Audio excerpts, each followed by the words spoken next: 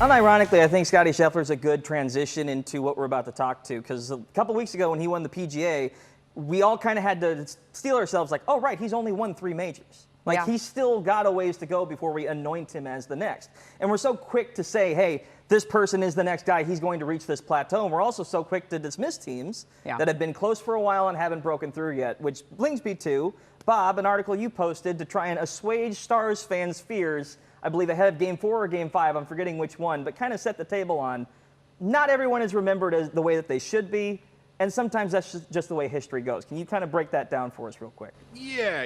It starts with the general premise that I think the industry I've worked in my entire life is kind of corny, in that we basically watch sports all the time, and then we reduce guys to how many trophies they hold, and if they never hold any trophies, we basically say they stink or they don't know what they're doing, and I just think that's so ridiculously reductive and horrendous, and I won't stand for it, doggone it. And so it wasn't really to say that hey, don't worry, the Stars are going to figure this out. It was more to say that the journey for these athletes, and in particular Jamie Benn comes to mind, Pete DeBoer comes to mind, Jake Ottinger comes to mind, but also so does Dak Prescott, so does Tony Romo, so does Dirk Nowitzki.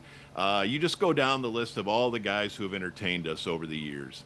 And like Dirk has a statue, and Modano has a statue, but Tony Romo doesn't. So does that necessarily mean he's not in their class? Well, in our head it does, because they won a title, he didn't.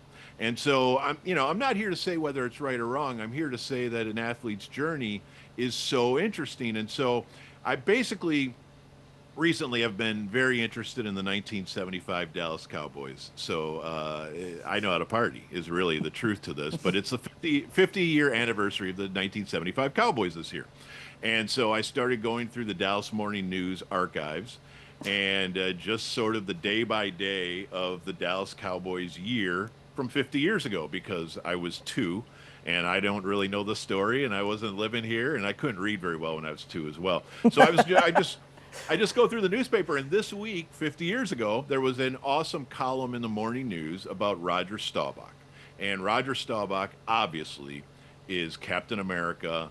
Like Nolan Ryan, his name is absolutely unassailable. You can't question him. You're not even allowed to mention his name when you talk about Dak Prescott and Tony Romo. That's how great Roger is. He won 2 Super Bowls, and he fought for our country. So he's absolutely a guy you cannot question.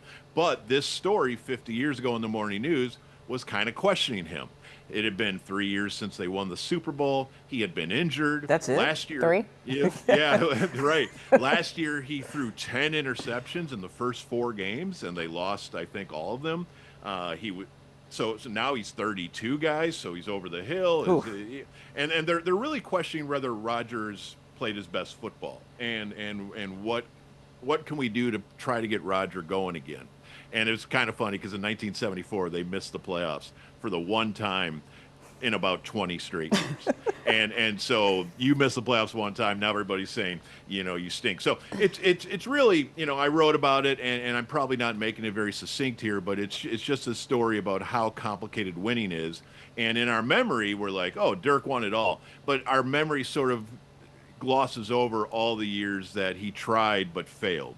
And that's really what sports is trying, failing, learning. Don't give in and keep trying, and just stay on that journey. And maybe it turns out well, maybe it doesn't, but it's that infinite resistance to surrender is kind of what I love about these athletes we watch. So without going on and on, I tried to tell the story on a 50-year-old column of Roger Staubach to sort of explain, people who are just sick of seeing Dak, and they can never win when Dak is here. Well, you don't know. That's the beauty of sports. If you're lucky enough to be watching UDSS, you just got a behind the paywall version of what Bob talked about. Now, I have to ask you, you mentioned a couple of players that are currently playing, Jamie Benn, Dak Prescott. Is there any athlete in DFW history that you think kind of exemplifies being exactly what you're talking about? A guy who had a lot of success but never won a title, so is basically a tier below the others. I mean, I know you referenced Tony Romo, but Is he like the one, or is there another guy that jumps out? No, I think there's probably quite a few. I mean, honestly, unfortunately, Luka Doncic will be on that list, but Michael Young comes to mind. Pudge Rodriguez here.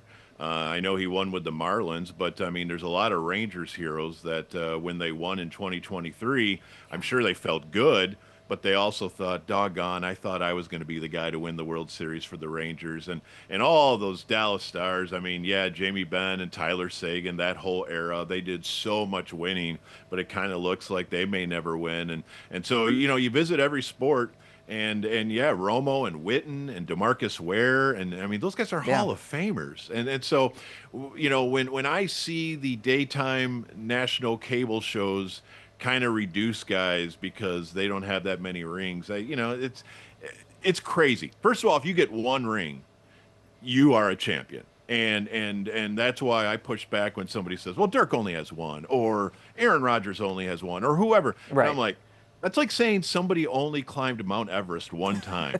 They only walked on the moon once. I mean, okay, yeah, but they did. So let's not get into just ring counting all the time. That's pretty silly to me. Yeah, it seems a little reductive to go that far. And I agree, in some sports get a little bit, like you can argue basketball might be more relevant. Either way,